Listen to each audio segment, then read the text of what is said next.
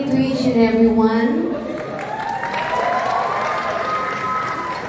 Sa lahat po ng mga invited guests, but I'm sure meron mga uninvited dito. But anyway, from all of us, we would like to say thank you from the bottom of our hearts. Thank you for spending time and joining us tonight sa launch po namin ng isang movie na amin pong ipinagmamalaki. At yan po ang movie na Uninvited. And I guess we're very lucky na we are part of the 50th or golden anniversary of Metro Manila Film Festival. At malaking karangalan ko po ang makasama ang mga artistang kasama ko po dito.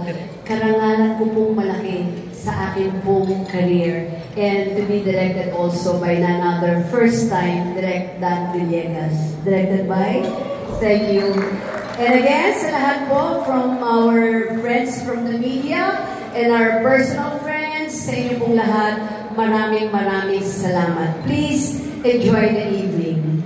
Yes, ay isang between, pero matagal na rin, siguro mga 25 years ago na rin yun. 1994, 30 years ago. Oh my God. 20 years old ako, 30. Yeah. So, ano yun? Bakit dito? Kasi nung kinonceptualize yung istorya nito, of course, alam namin na hindi madali yung istorya ng Uninvited. Initially, ang tawag pa nga namin dito, Project Red. Pero nung nilay out na nila yung istorya, hindi talaga madali at talagang importante yung mga characters dun sa movie para maging epektibo. Nung nabuo na ito, nag-usap na kami nila direct, ng team. Wala talagang ibang choice to play Gilly. Talagang kung hindi right away ang isang unang pangalan na ibinagsak. Totoo to ha, Aga Mulak. That's why nung nadinig ko na tumawag sa akin si Aga, and then sinabi niya na, ano V?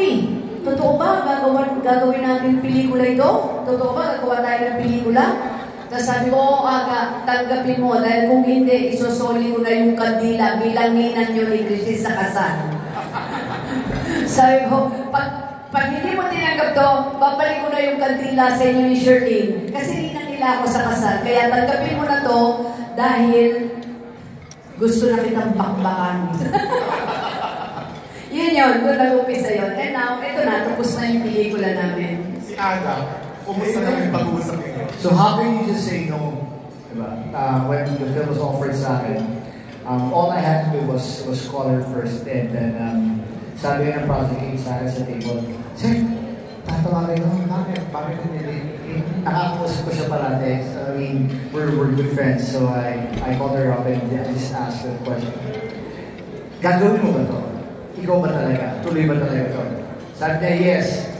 Sabi niya, yung agaton, gawin mo to, ganyan. Well, hindi niya naman kailangan magsalita pa, no? I was just waiting for this time. So I'm just happy. Again, like what I mentioned a while back, I'm just the happiest that I've done this film. And I've done it again with Miss Vilma Santos. It's just, kumbaga, it comes in threes, diba? So this is her third film. I'm okay. Done na ako sa buhay. Salamat sa dalawang pelikula na ginawa natin. Ito, sobra akong proud nito sa pangatang ko. Ay, hindi ko lang, na-excite po ako. Salamat sa pagkakuhay ko sa akin sa pelikula ito.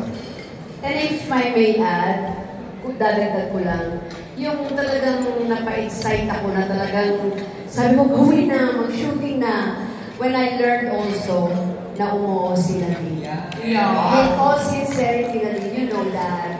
Nung malaman ko rin na okay si Aga, and then umuo si Nadine, parang sinabi ko, shooting na bukas.